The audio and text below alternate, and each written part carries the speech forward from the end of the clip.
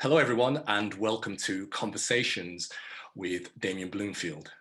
My guest today is the Rev Bazil Meade MBE, the founder of the London Community Gospel Choir, which has been active since 1982.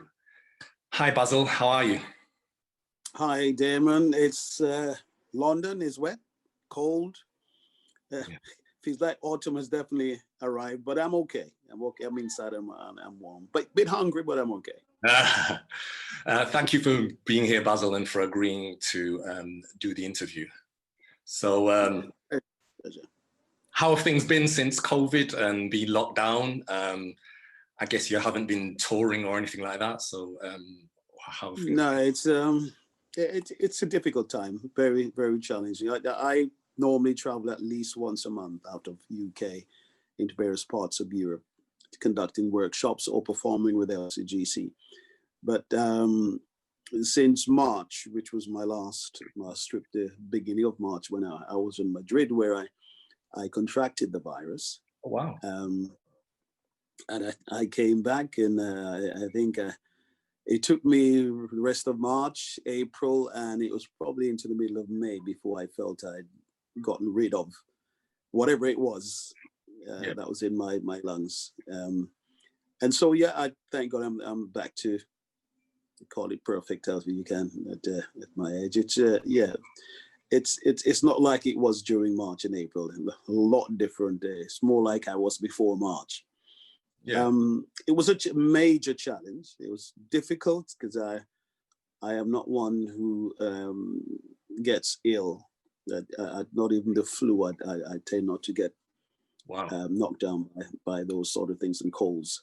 So it was a bit of a shock to me and my family and those who know me when they understood that I was unwell and just how sick I was.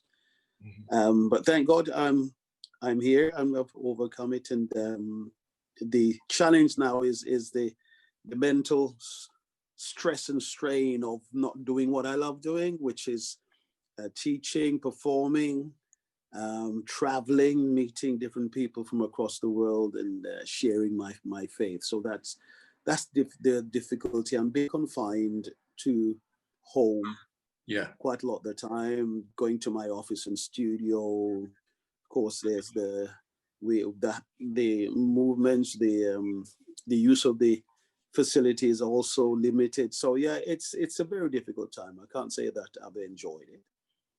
Some people say that they're glad for the time at home and that sort of thing. But there's only so much of that someone like me can cope, because I'm an outward going person. I like to be out and active. Yeah. Indeed. Well, thanks be to God that you're back to health. So, as you know, it's Black History Month here in the UK for the month of October, and I thought no better way than to celebrate the month than by speaking to one of the pioneers of Black music in this country and beyond. So obviously you were part of the Windrush generation. You came here in the early 1960s from Montserrat. So why don't you tell us a bit about coming here, how you got involved with church, with music? I know there's the Heavenly Hopes, there's a bit of, history there, and the Latter Rain Outpouring Revival Church and all that kind of thing. So let's hear it, Basil. Well, arriving 1961, young 10-year-old, I came to a foreign place. It is completely different to what I'm accustomed to, traveling from a small island, Montserrat in the Caribbean. Church was, for me at the time, it was going to Sunday school. Most Caribbean families, the children go to Sunday school, or at least have some exposure to church and faith. As a lifestyle, and so that continued. So I would go to church with mom. It was a church that was primarily attended by Montserratian people, because when I came, I soon found out that is how the Black Caribbean community in particular were divided. People gravitated to those from the island. So you'll find Bajans in one part of London, you'd find Montserrats in one part, and Jamaicans everywhere. Yeah. Because they were the majority. Yeah. And so the church was, the accent was familiar to me, and Sunday school and so forth. But then as we progressed, as more people came into the country, you found that I think things changed a bit, and we attended a church that was much nearer to home, which was the New Testament Church of God in Clapton. Okay. In East London. So I attended there for a number of years. Actually, the whole family went there for quite a while, and that is where I actually got introduced to music. Wow. Because there was quite a vibrant youth department, loads of young people. A lot of our churches, as you know, are made up of families. Right. Families of 4, 5, 6, 8 children. And so everybody's in the church, and everybody grow up in the church knowing each other. And there were many young people. We all tend to be similar age. So we would have a youth meeting on a Tuesday night. Okay. That's how I met Joel Edwards. I don't know if you know Joel. Evangelical. Yeah. He belonged to the Willesden New Testament Church of God. So it was like a young preacher at the time. It was excellent. So everybody kind of were excited. And he started coming to the youth meeting on a Tuesday night. So we met and became friends. And a few years later, we then joined together in Kainos, the band. Yeah. That you heard of Kainos? Yeah, I heard of Kainos, yeah. Okay, there you go. I just don't know how far the name of the band was known. But yeah, we're actually doing it, just as a side note here. We're doing a project at the moment. Juliet Fletcher's doing. She's got me, Joel, and Joe together. Right. And she's doing a sort of docu looking back on Kainos and so forth. So that is being recorded at the moment. So watch out for that. Yeah. So we I went to New Testament Church, and the minister there was Reverend L. Come on now, I've forgotten his name. But he was an amazing, I'll tell you in a minute. He is a guitarist. He provided the music in the R.L. Kennedy, his name is Reverend Kennedy. He provided the music. He played the music for the services on a guitar. And my brother, at that time, I think I must have been about the early teens. My brother came from Montserrat after me, and the first thing he bought was a guitar. With his first week's salary. Must have cost him about £2.50 or something like that back then. I showed interest, and he showed me a few chords, and then that kind of got me interested in playing guitar. I ended up buying a guitar so I can get some coaching from the minister, who was very keen to have other people in the church playing music as well. So I showed him interest, and he helped me, started showing me chords. My brother helped me as well. And I started accompanying him in church, playing guitar. So that was my first instrument playing in church. Some of my choir members now are trying to get me to pick up the guitar as a surprise thing, just walk out on stage with a guitar. Wow. I'd love to see that. They haven't achieved that yet, but right. But yeah, it's something that sits there. I actually have a guitar right here, but I hardly pick it up. It's so different to play now. Yeah. Your fingering. I don't know if you know, but you grow this hard skin on your tips of your finger when you play guitar. Yeah, I play bass, so yeah. Oh, there you go. Well, you know what I'm talking about. Yeah. So it hurts me. I'm a keyboard player, so twinkle fingers. I think so. That was my introduction to playing instrument. And my faith kind of was part of that whole journey that I was on at the time. And of course, I had no idea where it was going to lead me. I met the lady, Olive Paris, Dr. Olive Paris, who more or less adopted me when I was going through a very difficult time in my life. And I met her at the church. She was kind of a youth pastor in the church, but she was developing her own ministry, traveling up and down the length and breadth of the UK at the New Testament Church of God. Church is holding revival meetings. and she played a major part in helping me to turn my life around. Prayed over me and asked God to bless my hands. At that time, another significant stop, bus stop, or whatever you call it, on my journey, that started me playing piano. Wow. And that's where I went from playing guitar to piano, which I had not played before.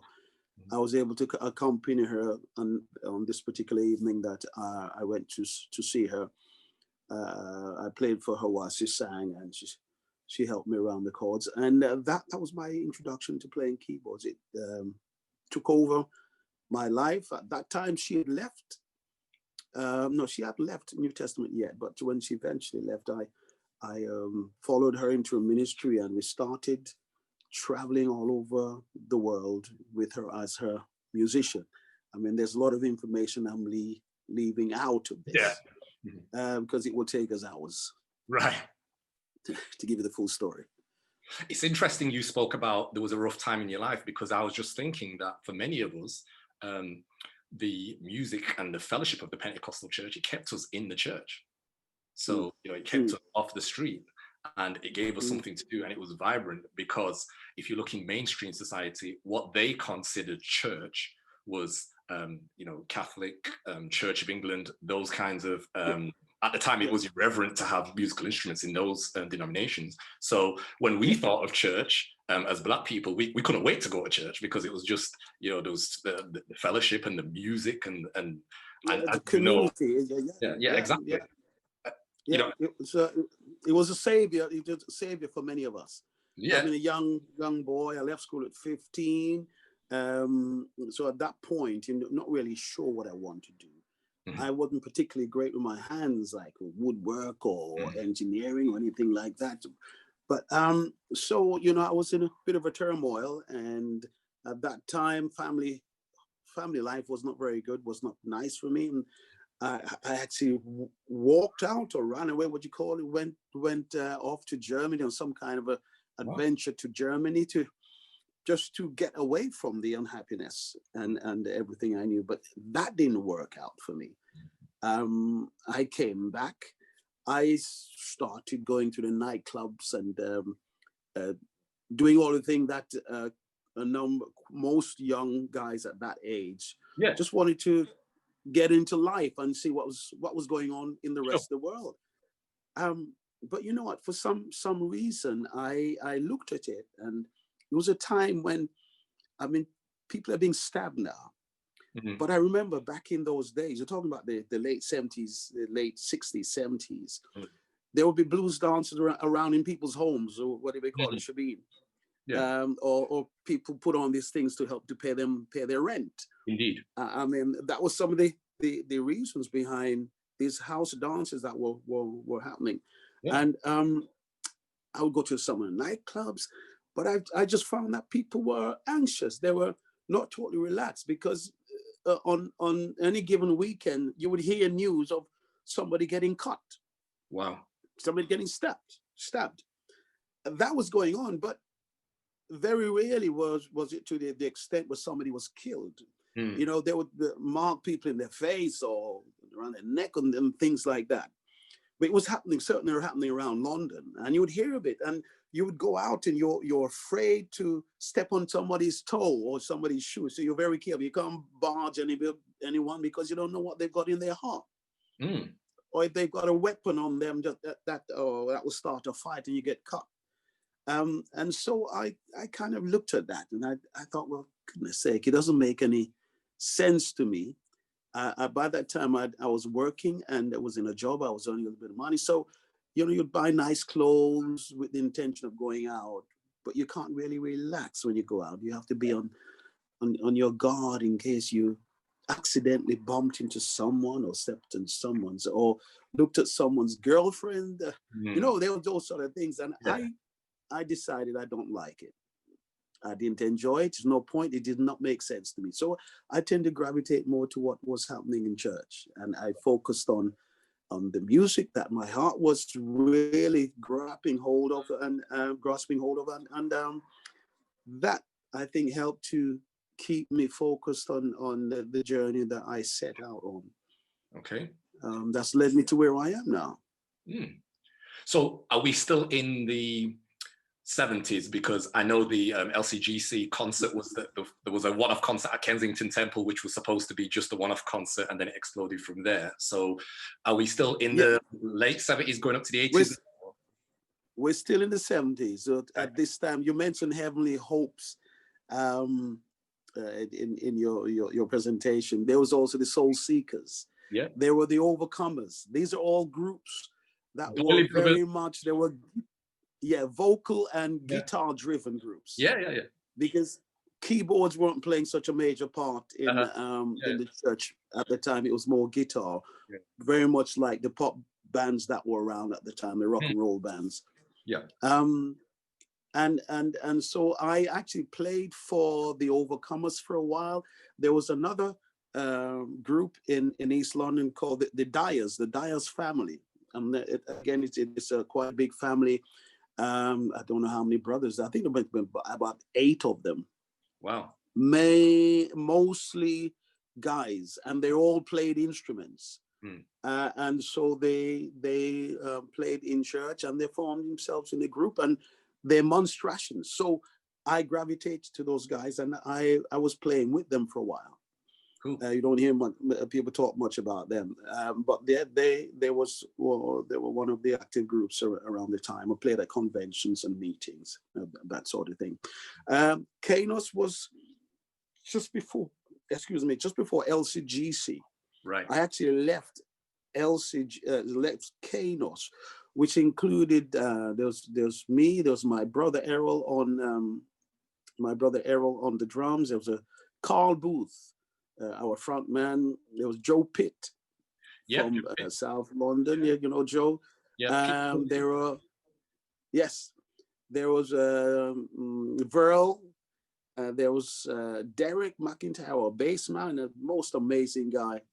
He was left-handed, but he played a right-handed bass. Well, I did that. I'm left-handed, so I started out playing upside down. So yeah. Okay. Yeah. It was so strongly left-handed, but then his right hand. Yeah, me too. Yeah.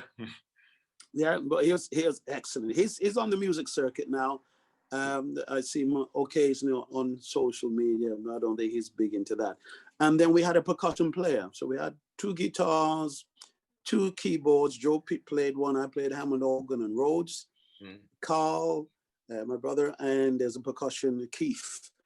I've lost contact with majority, but Joel, my brother, of course, who now is in America.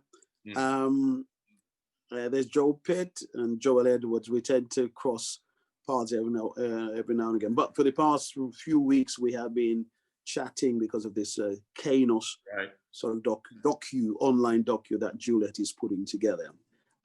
So Kainos kind of was a sort of contemporary Christian band at the time. We were more based, our model was more like your American soul bands of the time. Yeah. So you think of any of the bands, Sly and the Family Stone, the OJs. I think with the way, certainly I dressed back then, it was like with flared jeans, platform shoes, with the hats, the cloth hats and the fur collared jackets and all that. Wow. So we would turn up at some of these things that we were asked to play at, looking more like a soul band than a gospel outfit. Right. And our music, the style of the music was quite funky as well. So we were, we were outrageous in our image and the music style, but our purpose was about promoting faith in God. That was the main thing. But we were just out there, very edgy, and challenging for the church leadership in many ways, I think. Excellent. Well, the thing is, you kind of touched on what I was going to touch on with LCGC, because you mentioned Joe Pitt, and Joe Pitt was PAW, and my background is apostolic, so one was Pentecostal. So I remember when you started LCGC, and there was a lady that was from, well, I started out in Bethel, but then I went to Beulah. So there was a lady in the Beulah organization who became a member of LCGC, one of the lead vocalists.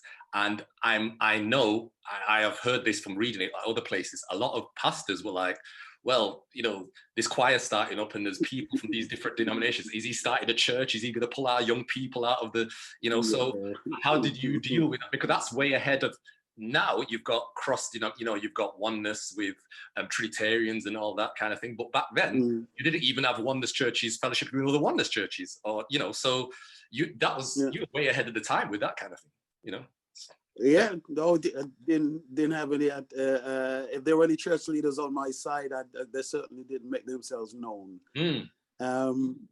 It was a difficult time, but you know, because of the focus that I had at the time, and the other young people with me, because I was a senior member of the whole outfit, the team who had the idea, which included Bishop John Francis, right. Lawrence Johnson, who was like the youth choir conductor in Lateran Outpouring Revival, which I was a minister of at the time, and music leader. Powell as well, I think. Delroy Powell. Sorry? Delroy Powell as well. Delroy Powell as well, yes. Bishop Delroy Powell. So the four main idea of the four people who introduced the idea of this. It wasn't going to be a choir.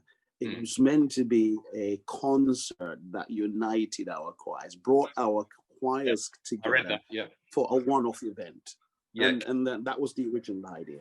Yeah. The whole concept and drive about keeping it going came after the initial concert at Kensington Temple, because it was such an amazing thing. We actually met most of, or majority of the members, I think it was, on a cruise, a gospel cruise from UK to Gothenburg. Wow. Back in those days, there were so many wonderful ideas that people were sharing or coming up with, trying to celebrate faith, and the community that we were living in, this new community, because it was still quite new in the 70s. Just try and share different events. And had a colleague of mine who's no longer with us, Ralph Weeks. He came to me and said, well, look, you know, I'd like to do this, a cruise, a gospel cruise, just going to sail to Gothenburg and back. We get off the boat, go and shop for a little bit in Gothenburg, get back on the boat and head back to UK. I think we left from Harwich, or one of those areas of the east coast of England. And the community on the boat was quite amazing, because people, like you said, they're from the apostolic churches, they're from the Trinitarian churches, and there were a whole mixture.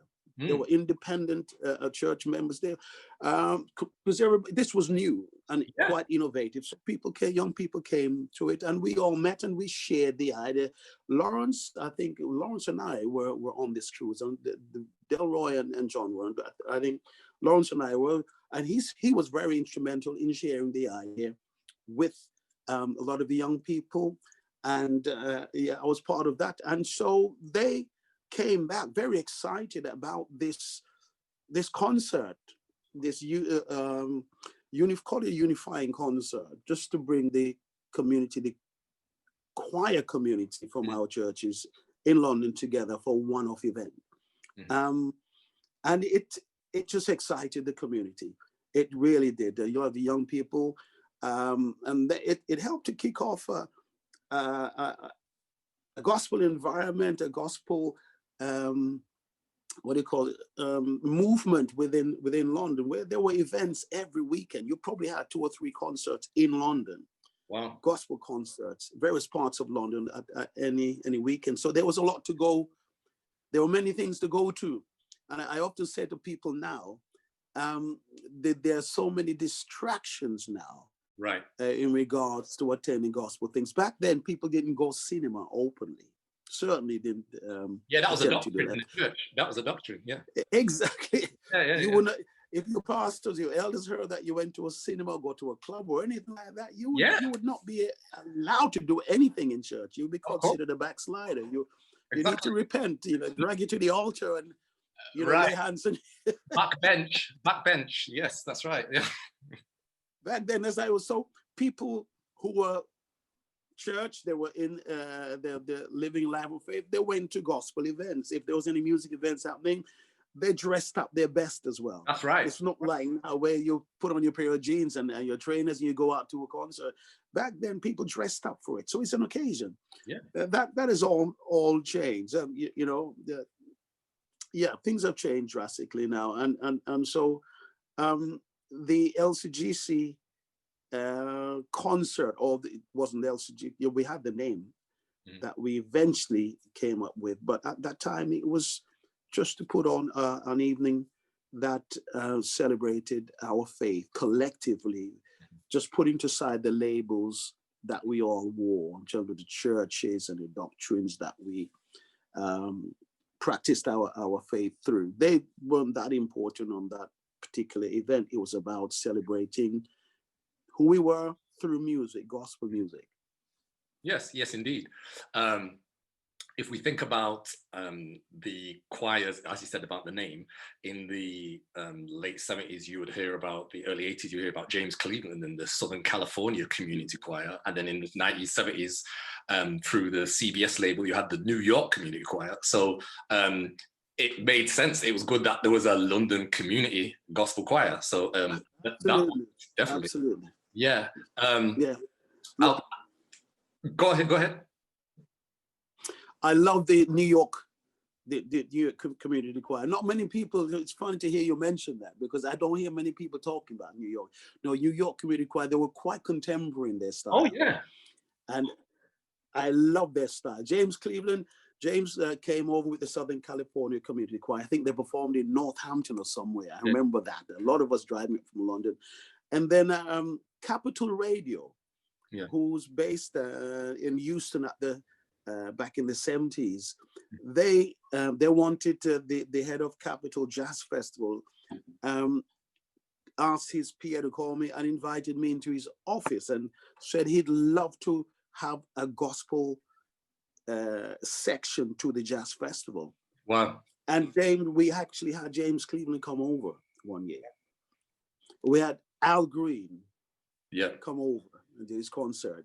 And, they're very supportive back in the day. So just to inform people of how entrepreneurial that we were back in those days. Yeah. And innovative in doing things in our gospel community, things that were of interest to the wider community as well. They all worked very well, absolutely worked very, very well. Well, I'll tell you this, I was in primary school and my teacher was an atheist. And we're talking about 1982 when the fledgling Channel 4 network started in 1982, and you had Black on Black on Channel 4, and you had Ebony That's on. Right. Yeah. And he came in the next, and it's interesting because this was like 9 o'clock, and my mum was like, "Go to bed at 9 o'clock," and I think you guys came on at 9 or 10 o'clock. The next, so my old brother stayed up to watch it. So the next morning, I went into school, and the atheist teacher was like, "Oh, who watched that program last night? Brilliant, that choir, brilliant." Because the thing about it was, we knew growing up in the Pentecostal church that you had, exuberance, and you had the tambourines, and you had that rhythmic sort of style, and the choirs that we mentioned. But in mainstream British society, there was no template for that. So, when they thought about church, obviously they thought about, nominal churches and, that kind of thing. But even in satire, even in, the Kenny Everett television show, he started doing sketches, with the big dance. You remember Kenny Everett well. Yeah. So it's kind of like, it really pervaded the culture. And you know, then when you guys got signed to Chris Blackwell's Island label, That's with right, Island Records, Fill yes. My Cup, obviously written by Howard Yeah, Francis, John's cousin, yeah. John Francis Bishop's cousin. So you know that, you know, Top of the Pops and Swap Shop, the kids program, and Yeah, remember all of that? yeah. Saturday Superstore, Yeah, Saturday exactly. Superstore. You guys were just, We were quite regular. We were rock gospel regular show, on Superstore. rock gospel show, and then Yeah. Sal Solo. Sal Solo. He was exploring his faith, so he did that singing for you, Yeah, trap song for you, all that. Yeah. I still have contact with Sal. He lives somewhere, I think in America. He moved to America years ago, but he's always kept in touch. He always sent me a Christmas card. Yeah. Or he sent me a birthday greeting. Yeah. Never lost contact. It's amazing you remember all of these people who were so instrumental in promoting, you know, keeping the gospel in people's faces through. Like I said, rock gospel was very, very important. We recorded on Sal's album as well. Yeah. It interestingly enough, yeah. So I mean, have you kept in contact with Sheila Walsh? Sheila also moved to America. That's right. Went, and she was presenting a very well-known Christian network out there. 700 Club.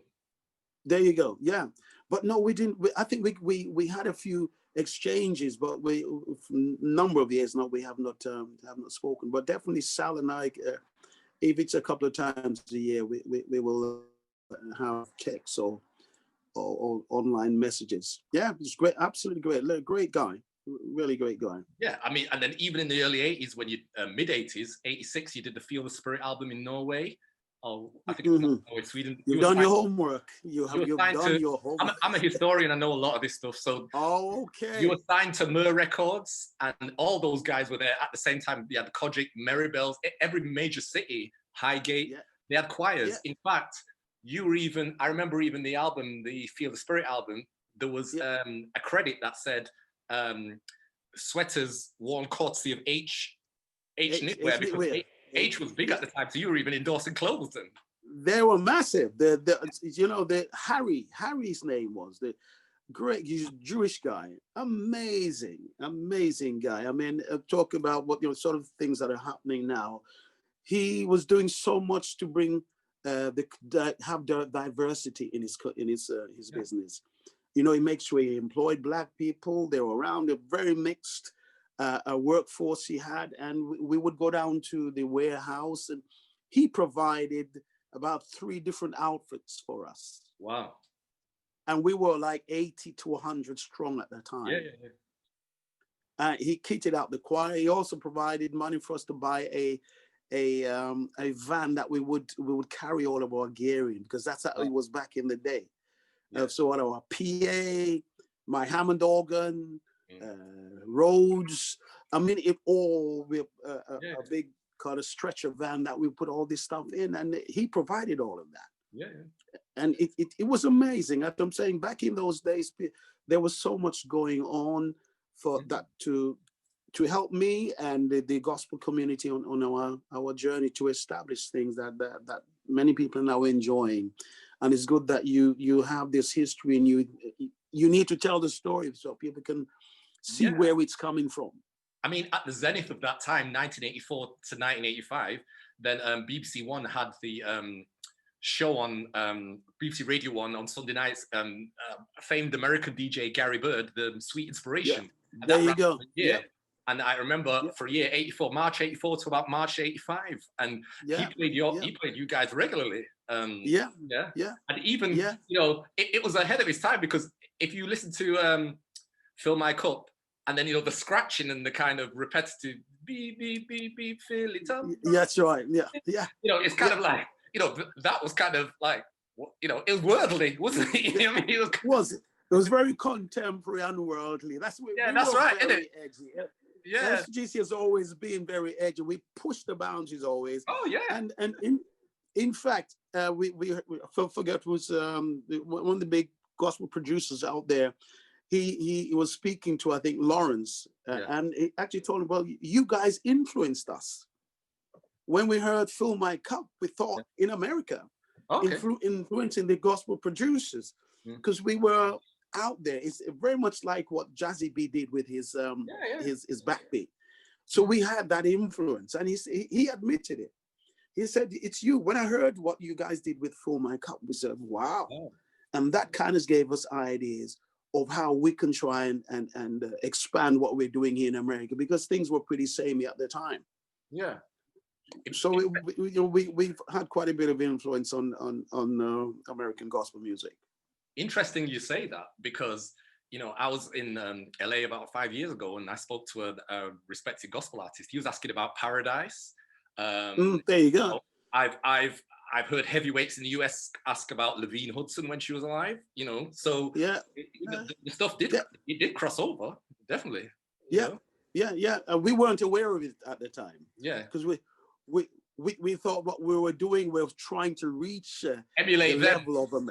Yes, that's what we thought we were doing, but we were being very innovative. We were, in as much as we were being inspired by them, we were still developing our own style, which is what I've always advocated that we do here. Bring our own message, our own story to the table, musically and lyrically, melodically, and I think that's we in some ways, some of our artists haven't quite locked into that. Yeah. But people respect us much more when we do that, because you're telling your story and not copying someone else's. Thank you for watching part 1 of Conversations with Damian Bloomfield, featuring my special guest, the Rev Bazil Meade MBE.